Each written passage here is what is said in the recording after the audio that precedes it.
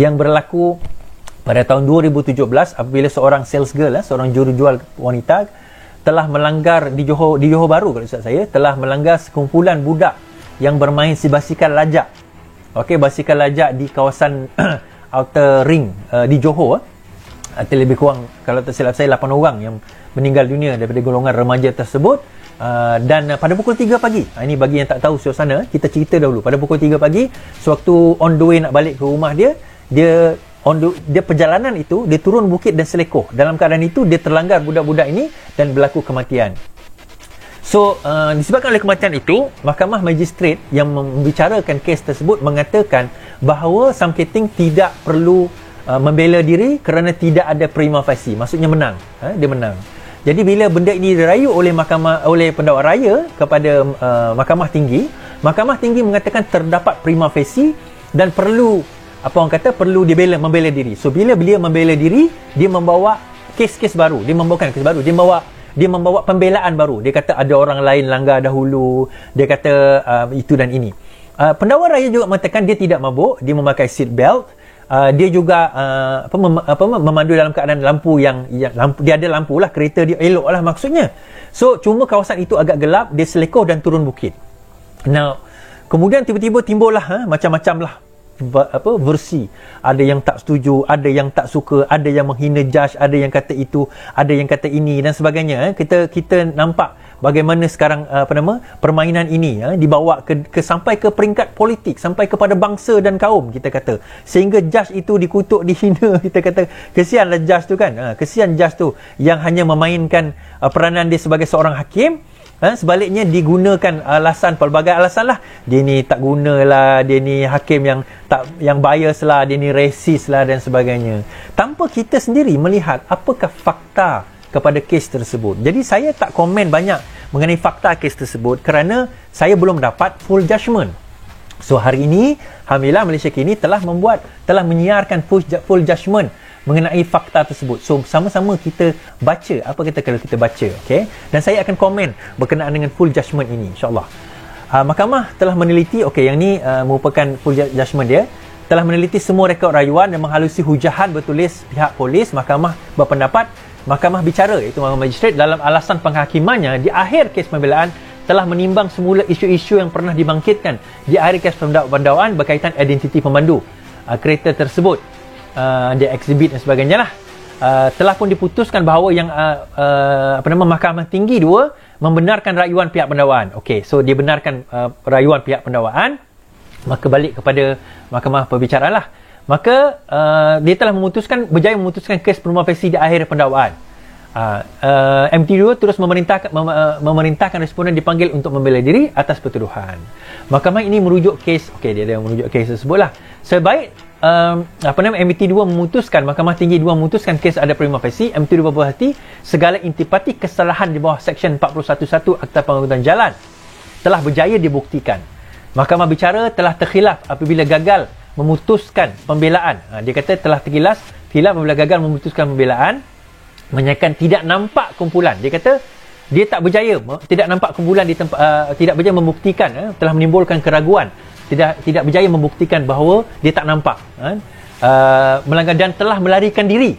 Versi ini tidak ditimbulkan, dia macam ni, ada kenderaan lain yang melanggar basikal CMRT dan telah melarikan diri. So OKT kata masa dia sebelum dia langgar tu, dia nampak ada satu kereta langgar budak-budak tu, kemudian kereta tu lari, kemudian baru dia langgar.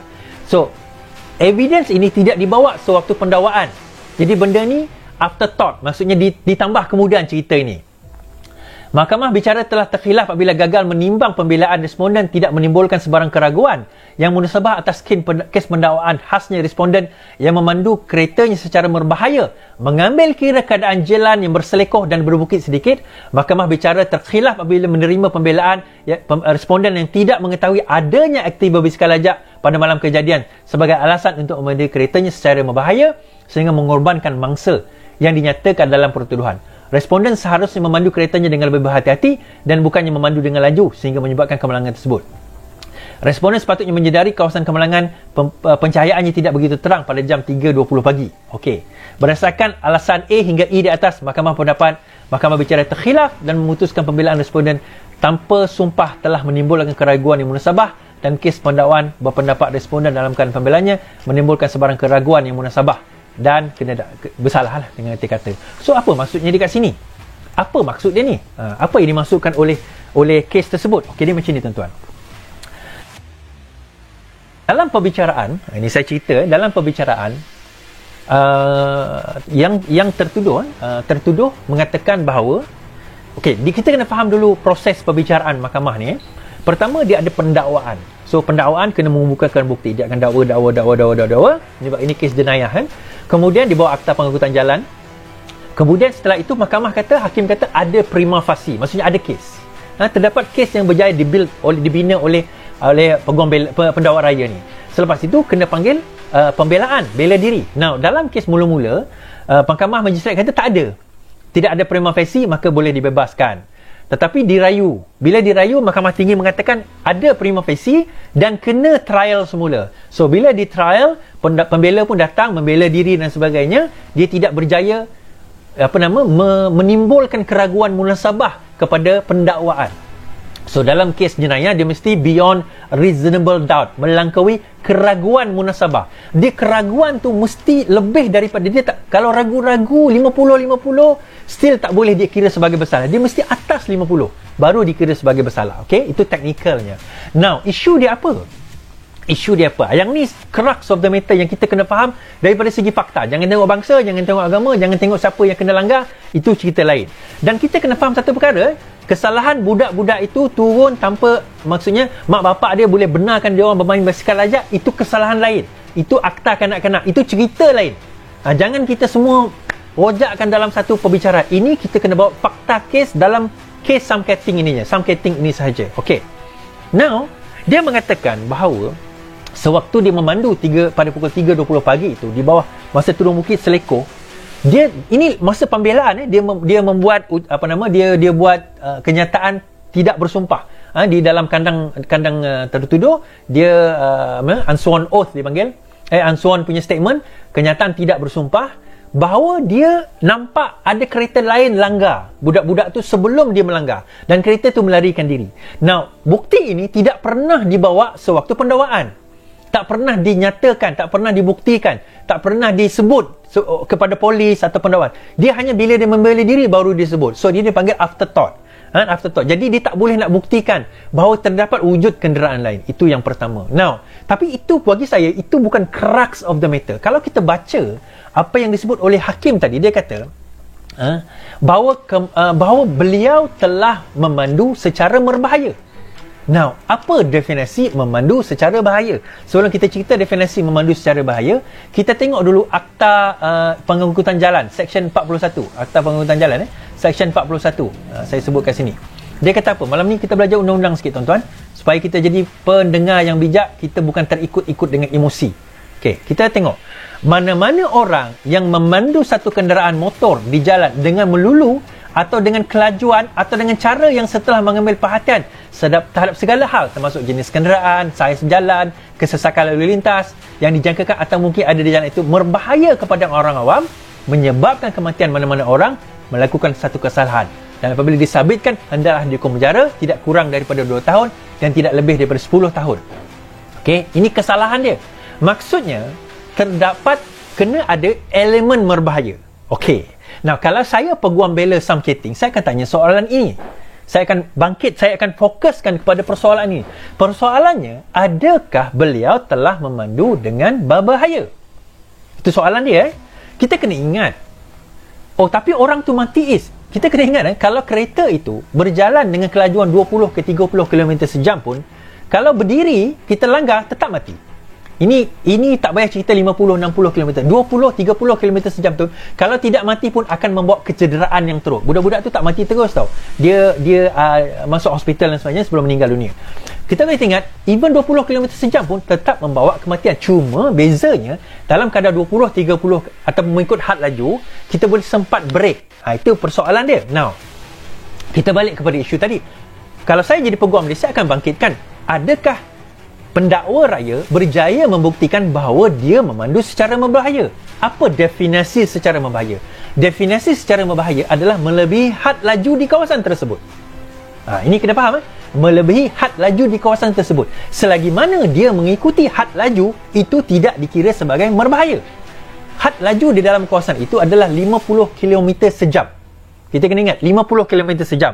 Kalau ikut dalam fakta kes tadi, dia kata 50 km sejam. Maka adalah menjadi tugas pendakwa dan juga pihak polis membuktikan bahawa si tertuduh telah memandu lebih daripada 50 km sejam. So bagaimana dia nak buktikan? Tak ada CCTV, tak. Even kalau ada orang pun dekat situ, macam mana kita nak tahu kelajuan kereta? Even kalau kita memandu pun, macam mana kita nak tengok kelajuan kereta kita sedang sebab kita berada dalam kawalangan. Kita bukan tengok je kita punya speedometer tu. So kaedah dia ada satu kaedah dipanggil ini saya belajar dalam masa kita belajar kaedah untuk kita menentukan kelajuan. Kaedah ini namakan skid speed calculation. Skid speed calculation dipanggil, ataupun bagaimana kita menggunakan skidding punya mark tu, bila kita brake dia ada skid tau, kan ada skidding lah. Tayar tu akan menggesel kepada jalan, dia akan menghasilkan warna hitam. So daripada situ kita boleh tarik kira panjang dia, dan daripada situ kita boleh calculate, kita boleh kira. So normally bila kita belajar dahulu tuan-tuan, kita belajar untuk mengira contohnya claim insurance. So macam mana kita nak tahu orang tu betul ke memandu laju atau tidak memandu laju, dalam keadaan bagaimana. So ini calculator ada. Saya tunjuk tuan-tuan skid speed calculator. So dalam skid speed calculator ni dia akan banyak faktor dia akan tengok. Contohnya dia akan tengok adakah dry condition, travel, polish, new, sharp dan sebagainya. So benda ni dia kena tunjuk dahulu. So saya saya nampak kat sini. So di calculation contohnya, katakanlah malam itu kita tengok hujan ke tidak, ataupun macam mana, ataupun polish atau tidak, ataupun SStar atau tidak, dia ada loose gravel atau tidak. Ambil lah contohnya pada malam itu, contohnya lah kita tengok dia konkret. Kemudian railway friction. Railway friction ni dia dah kira automatic. Ini US punya lah, saya tak tahu Malaysia punya macam mana kan. Kemudian slope, adakah tidak kecurunan? Kecurunan itu ada ke tidak? Kemudian katakanlah ada kecurunan, dia kata ada. Ambillah 5% kecurunan. 5%. 5%. 0.5% katakan. Ambillah. Saya tak tahu lah, lebih kurang macam tu lah contohnya kan. Braking efficiency, brake dia tu 100% baru ke, brake lama ke, ambil lah 90% dia baru tukar brake contoh. Kita ambil 90%. So daripada situ kita tengok, kita calculate berapa dia punya skid tu, brake dia tu. So katakanlah kira-kira 50 meter, contoh ini 50 meter. So kita calculate. Daripada calculation tu, kalau kita tengok dibawa kelajuan 91.6. Kemudian katakanlah dia kira 25 meter je, kita calculate 56.92. Contoh macam tu 56.92. So dia ada kaedah dia. Dia bukan main sebut-sebut macam tu je. Ini saya belajar masa kalau kita calculate kan. Kalau kita calculate, contoh, saya lupa nak tunjuk. Ini dia punya calculation. Alamak, saya tunjuk muka saya je. Ini dia punya skid mark, dipanggil skid speed calculator. So kita kena tengok dry condition ke tak dry condition. Kemudian kita tengok berapa dia punya roll friction, dia punya slope, kemudian braking efficiency berapa persen, length of strength, dia punya skid berapa. Kemudian dari situ baru kita kira 56.92 miles per hour dia bawa. Rupanya miles. So kita tukar kepada kilometer, dia bawa 91 km. So kalau kita tukar kepada 23, contohnya kita bawah lagi, kita turun kepada contohnya 36 meter, contoh 36 meter. So kita calculate 48 meter miles per hour saja. Ataupun kalau kita convert kepada ni 77. Ada macam tu.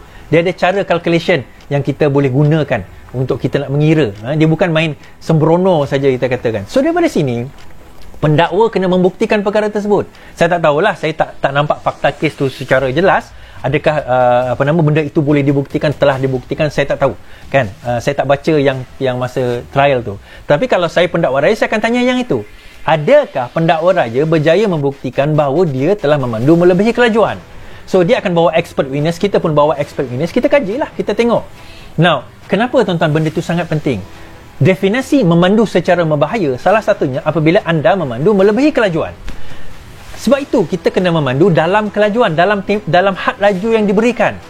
Apabila kita, contohnya kalau kat highway, bila kita corner, dia keluar daripada highway tu masuk ke corner another highway, dia tulis tu 60 km sejam. Ada sebab dia. So, dia dah calculate, engineer dia dah calculate at that speed, Dengan kelajuan tersebut, dia dapat boleh kira sudah bahawa risikonya macam mana. Sempat ke tidak kita brake kalau ada sesuatu objek datang. Sebab itu contoh, kalau tuan-tuan, ini pelajaran kepada kita juga. Kita bawa kereta di highway waktu tengah malam. Maksimum kadar kelajuan 110 km contoh. Kita membawa. Tiba-tiba entah datang daripada mana, ada orang melintas jalan. Mana tahu, kadang-kadang biasalah kan. Kita tak sempat brake, tapi kita memandu 109 km contoh. 109 km. Kita pun skid. Bom, kita langgar dia mati. Dalam keadaan tersebut, kita tidak menyalahi undang-undang di bawah Seksyen 41(1) Akta Pengangkutan Jalan kerana kita memandu dalam keadaan mematuhi peraturan ataupun speed limit jalan raya. Dalam itu kesalahannya pada orang itu sebab dia menyeberang jalan.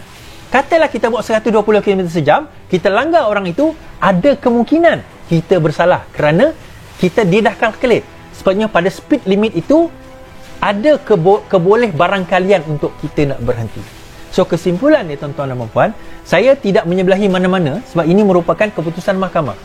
Cuma kalau saya peguam bela dia, saya kata apa yang telah dibawa oleh pendakwa raya, apa yang telah dibawa oleh pendakwa raya dalam membuktikan dia telah memandu lebih daripada 50 km sejam. Apa kaedah calculation dia? Apa metod matrix yang digunakan? Adakah terdapat expert witness yang dipanggil? Itu persoalan dia sebenarnya.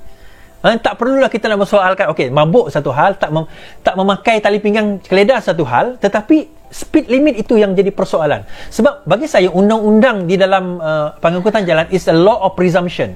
Presumption dia, kalau sekiranya kita melebihi 50 ataupun kadar speed limit, kita sudah dianggap sebagai memandu secara berbahaya. Itu dalam undang jalan raya dipanggil the law of presumption. Bila kita telah memandu melebihi speed limit, bermakna kita telah memandu secara berbahaya. Reckless driving dipanggil. That is why always drive within the speed limit. Ini pesanan saya kepada semua daripada kita. Kalau kita go beyond the speed limit, kalau ada berlaku kemalangan, berlaku kematian, ada kemungkinan tuan-tuan boleh berdepan dengan penjara 2 hingga 10 tahun dan denda menurut Seksyen 41(1) Akta Pengangkutan Jalan. Itu fakta dia. Ambil benda ini dan lihat benda ini secara konkret, secara berfakta. Jangan kita lihat secara emosi, secara politik. Jangan tengok ahli politik ni sebut, ahli politik ni sebut. Jangan. Kita tengok secara berfakta. So kalau kita nak petition benda itu. Persoalkan, adakah beliau benar-benar memandu secara berbahaya? Adakah pihak polis, pihak pendakwa telah berjaya membuktikan bahawa dia telah memandu lebih daripada speed limit? Kalau ya, maka salah. Dan kedua, maka hendaklah pembela cuba untuk appeal on the sentence. 6 tahun tu bagi saya keterlaluan lah. Bagi saya agak keterlaluan. Bagi first time offender, budak muda yang tak, itu mitigation lah. Biasanya lawyer akan mitigate, minta lower sentence, minimum pun 2 tahun. Mintalah 2 tahun, 3 tahun. At least itu. Dan juga pengajaran kepada kita tuan-tuan, always drive within the speed limit. Habis kat situ. Now